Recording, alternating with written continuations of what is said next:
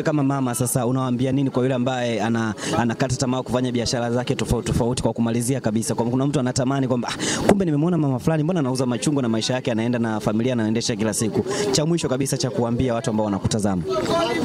Nashauri tu wanawake wenzangu wasiwe mategemezi nyumbani. Kuna watu wanategemea wanaume. Kwa sababu kuna leo na kesho.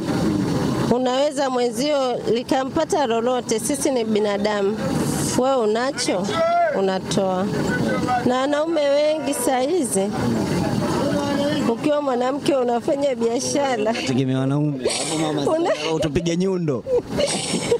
Unajikuta ndio unaimiliki familia, unamiliki kila kitu. Watoto ujue wewe, mavazi, maradhi. Yanajitoa. Ndio hivyo maisha yetu. Tunaenda, utachopata unamshukuru Mwenyezi Mungu. Mama sana, unaweza lolote la kumwambia mtu ambaye anakuangalia kwa sasa hivi kwa mapambano yaliyopo kwa sasa hivi? Unajua kila mmoja anakuwa na